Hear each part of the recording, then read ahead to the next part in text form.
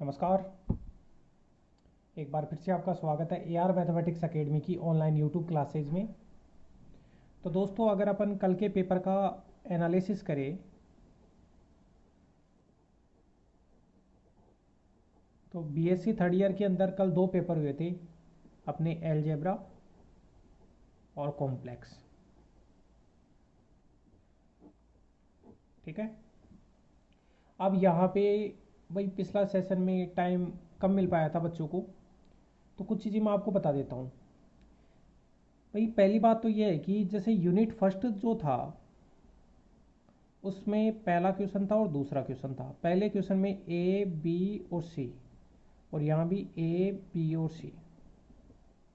अगर कोई बच्चा ये तीनों क्वेश्चन करता है तो उसके 8 नंबर आएंगे, और ये तीनों करता है तो फिर 8 आएंगे। तो कहने का मतलब अगर किसी ने पहला पूरा यूनिट किया तो 16 नंबर हो गए उसको, और 16 को 2 से गुणा कर दो क्योंकि जितने क्वेश्चन करेंगे उनकी डबल मार्किंग होगी, तो 32 नंबर होंगे अगर किसी ने ये पूरे के पूरे सही किए हैं तो। अब यूनिट 2 के अंदर भी ऐसा ही सिस्टम बनाया गया कि 3 क्वेश्चन में भी ए बी और सी ये तीनों दे दिए गए, और 4 क्वेश्चन में भी ए बी और सी ये दे दिए गए। तो इसमें भी ऐसा ही सिस्टम था कि ये तीनों करेंगे तो 8 नंबर आएंगे, ये तीनों करेंगे तो 8 नंबर आएंगे। तो काफ़ी बच्चे तो इससे कन्फ्यूज़ हो गए, क्योंकि उन्हें तो वो तो ये सोच के गए थे भाई 4-4 नंबर के क्वेश्चन आएंगे और 5 क्वेश्चन करने हैं, अपने को 20 नंबर का पेपर करना है। जबकि यहाँ पे अगर क्वेश्चंस की मार्किंग आप सामने देखोगे तो ये 4-4 नंबर के क्वेश्चन नहीं थे, तीनों क्वेश्चन मिला के 8 नंबर के थे।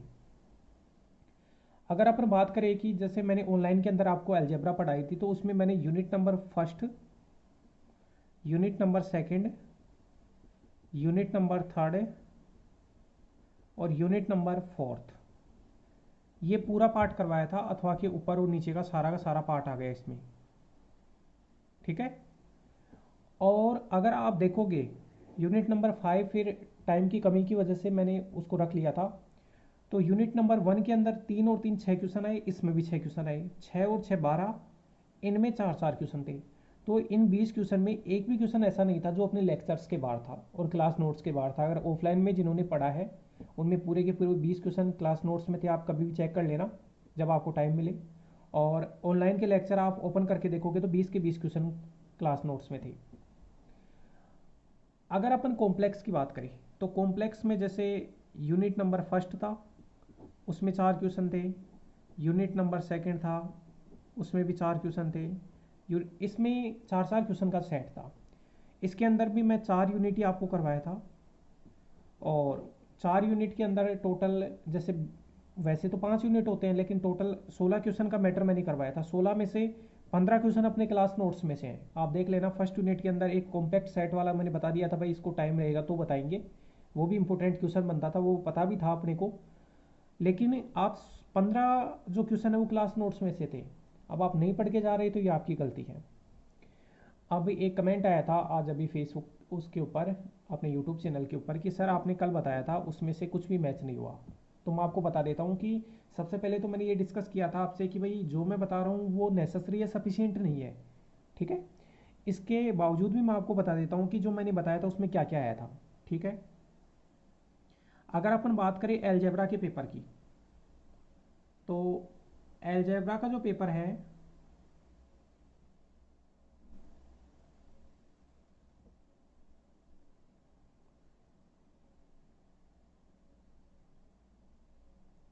एक मिनट इंतज़ार करना आप।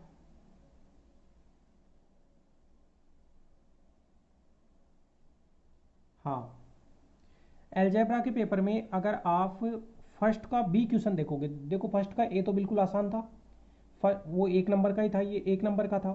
फर्स्ट का बी देखोगे तो उसमें दे रखा था कि साइक्लिक ग्रुप की डेफिनेशन बताओ, साइक्लिक ग्रुप की डेफिनेशन बताओ। और मैंने ये बता दिया था कि भाई साइक्लिक ग्रुप की जो डेफिनेशन है वो बहुत इंपॉर्टेंट है और एग्जाम में आएगी। इसके अलावा मैंने ये थ्योरम बताई थी कि प्रत्येक साइक्लिक ग्रुप आबेली होता है, लेकिन इसका विलोम सदैव सत्य नहीं होता। मैंने इसके बारे में बताया था, आपको देखना है। ठीक है। और उसके बाद में अगर नीचे बताए तो अवयव, किसी अवयव की पूर्णांक घात की कोटि अवयव की कोटि से अधिक नहीं होती, इसके बारे में बताया था मैंने आपको। इसके बारे में बताया था कि जो ए एन होता है वो समक्रमचियों का समुच्चय एक ग्रुप होता है जिसका ग्रुपांक एन फैक्टोरियल बाई 2 होता है। बिल्कुल आपको बताया था, आप चेक कर लेना वीडियो कभी भी उठा के। इसके अलावा मैंने ये भी बताया था इसके नीचे वाला कि प्रत्येक फाइनाइट ग्रुप में प्रत्येक अवयव की कोटि है वो समूह की कोटि का भाजक होती है। ये लैंग्राज थ्योरम है, तो लैंग्राज थ्योरम के नाम से नहीं है, थ्योरम दे दिया, ये भी मैंने आपको बताया था। इसके अलावा मैंने आपको केले थ्योरम के बारे में बताया था, भाई वेरी वेरी इंपॉर्टेंट है। और यहाँ से अगर बात करें तो ये इस थ्योरम के बारे में बताया, सिद्ध करो कि जो समाकारिता की अष्टी होती है के, वो ग्रुप का सब ग्रुप होती है। आप वीडियो को चेक कर लेना जो मैंने बताया था। अब आप नहीं पढ़ते हो और फिर बाद में ये बोलते हो। इसके बाद में देखो, परिमित ग्रुप जी में एस उसका विशिष्ट सब ग्रुप है, तो उसे करो कि वह एक विशिष्ट सब ग्रुप होगा। ये जो है अपना चौथे क्वेश्चन का बी पार्ट, ये भी बताया हुआ है। समाकारिता की मूलभूत प्रमेय के बारे में मैंने बताया था कि भाई इसको करना है तैयार आपको। उसके बारे में Z P plus P dot P एक पूर्णांक के प्रांत होता है यदि और केवल यदि पी अभाज्य संख्या है। चेक कर लेना आप वीडियो के अंदर। उसके बाद में मैंने बताया था कि भाई प्रत्येक परिमित पूर्णांक के प्रांत एक क्षेत्र होता है। आप वीडियो में जाके चेक कर सकते हो, उनके बारे में बताया था।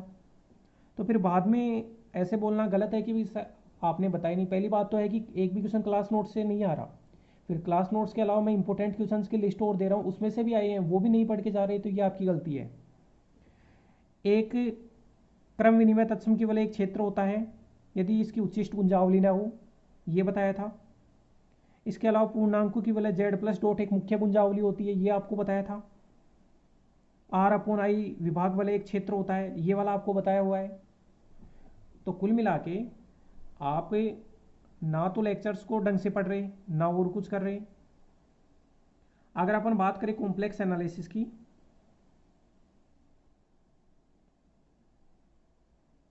कॉम्प्लेक्स एनालिसिस का जो पहला क्वेश्चन है, सिद्ध करो कि मैंने बोला था स्टीरियोग्राफिक का प्रोजेक्शन का एक क्वेश्चन आएगा। ये क्वेश्चन मैंने आपको बताया था।